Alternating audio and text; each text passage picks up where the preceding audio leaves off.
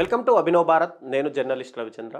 వీళ్ళిద్దరూ కూడా వైఎస్ఆర్ కాంగ్రెస్ పార్టీకి బహిష్కృత నేతలు. పార్టీ నుంచి సస్పెండ్ గురయ్యారు. అయినా సరే మనసు నిండా అధినేత జగన్మోహన్ రెడ్డిని ఎప్పుడు కూడా ఆరాధిస్తుంటారు. తిరిగి పార్టీలో యాక్టివ్ అయ్యేందుకు వీళ్ళిద్దరూ కూడా విశ్వ ప్రయత్నాలు చేస్తుంటారు. కానీ వారి చర్యల పుణ్యమా అని పార్టీ కమాండ్ ఇప్పటి కూడా ఆలోచిస్తుంది. పార్టీలో చేర్చుకునేందుకు ఇప్పటికీ కూడా పునరాలోచిస్తుంది. ఎప్పటికైనా సరే మేము వైసీపీ గూటికి తిరిగి రావాల్సిందే అని చెప్పి వాళ్ళు చెప్తున్నారు. వారికి వేరే ఆప్షన్ కూడా లేదు. వాళ్ళలో వైసీపీ హయాంలో రంపచోడవరం ప్రాంతానికి చెందినటువంటి ఎమ్మెల్సీ అనంతబాబు డ్రైవర్ హత్య జరిగింది.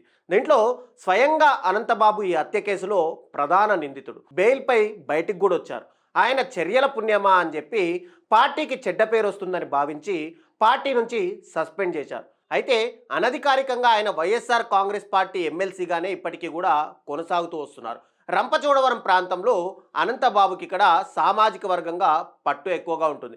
రిజర్వ్డ్ నియోజకవర్గం కావడంతో తనకు అనుకూలమైన నేతను ఇక్కడ ఎమ్మెల్యేగా గెలిపించుకొని పాలన అంతా ఆయనే సాగిస్తారు అనే ఒక టాక్ కూడా ఉంది. అయితే మొన్నటి ఎన్నికల్లో మాత్రం అక్కడ టీడీపీ అభ్యర్థి గెలవగా వైఎస్ఆర్ కాంగ్రెస్ పార్టీ మాత్రం పూర్తిగా ఓడిపోయింది. అందుకే తిరిగి వైసీపీలో యాక్టివ్ అయ్యేందుకు ఇప్పుడు అనంతబాబు ప్రయత్నం చేస్తున్నారని ఒక టాక్ అయితే వినిపిస్తుంది. ఇక పార్టీ హైకమాండ్ పిలుపు కోసమే ఆయన ఎదురు చూస్తున్నారని చెప్పి కూడా ఒక ఇన్ఫర్మేషన్ కూడా బయటికైతే వస్తుంది. ఇక రెండో నాయకుడు అయినటువంటి శ్రీకాకుళం జిల్లాకు చెందినటువంటి దువ్వాడ శ్రీనివాస్ పరిస్థితి కూడా అదే. ఆయన వైసీపీ ఎమ్మెల్సీగానే కొనసాగుతూనే వస్తున్నారు. ఆయన కుటుంబంతో విభేదించి తన ప్రేయసిగా ఉన్నటువంటి దివ్యల మాదిరితో ఆయన కలిసి ఉంటున్నారు. దీంతో ఈ వ్యవహారము చర్చకెక్కడంతో వైఎస్ఆర్ కాంగ్రెస్ పార్టీ హైకమాండ్ అనేది ఆయనకు సస్పెండ్ చేసింది. దువ్వాడ శ్రీనివాస్ పైన సస్పెన్షన్ వేటు కూడా వేసింది.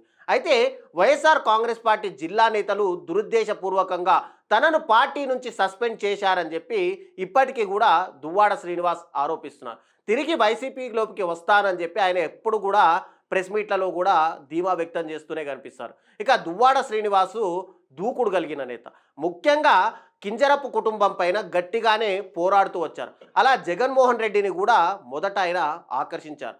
ఎమ్మెల్సీ పదవిని కూడా తెచ్చుకున్నారు. కానీ కుటుంబ వివాదం పుణ్యమా అని చెప్పి పార్టీ నుంచి ఆయన సస్పెన్షన్ కోరారు. అయితే ఈ ఇద్దరు నేతలు కూడా వైఎస్ జగన్మోహన్ రెడ్డిని ఆరాధనా భావంతోనే చూస్తుంటారు. ఎప్పుడు కూడా వీళ్ళు పల్లెత్తి మాట కూడా ఇప్పటి వరకు జగన్మోహన్ రెడ్డిని అన్న దాఖలాలు కూడా లేవు. తమ మనసు ఎప్పుడూ కూడా జగన్మోహన్ రెడ్డి వద్దే ఉంటుందని, తప్పకుండా ఆయన తమను పిలుస్తారని చెప్పి వీళ్ళిద్దరూ కూడా ఆశాభావం వ్యక్తం చేస్తున్నారు. కానీ ఇప్పటి వరకు కూడా వైఎస్ఆర్ కాంగ్రెస్ పార్టీ నుంచి వాళ్ళకు ఎటువంటి పిలుపు కూడా రాలేదు. కానీ 2029 అసెంబ్లీ ఎన్నికల సమయంలో తమకు ఖచ్చితంగా పార్టీ నుంచి పిలుపు వస్తుందన్న ఆశతో మాత్రం ఆ ఇద్దరు నేతలు ఉన్నారు. అయితే ఇన్ని రోజులు వైఎస్ఆర్ కాంగ్రెస్ పార్టీ నుంచి టీడీపీలోకి జంప్ అయిన నాయకులు మాత్రమే ఉండగా, ఇక వైఎస్ఆర్ కాంగ్రెస్ పార్టీలో బహిష్కృత నేతలుగా ఉన్న వీళ్ళిద్దరూ ఖచ్చితంగా తమకు జగన్మోహన్ రెడ్డి నుంచి పిలుపు వస్తుంది, తమను మళ్ళీ పార్టీలో చేర్చుకుంటారు, తమకు తిరిగి పూర్వ వైభవం వస్తుందని చెప్పి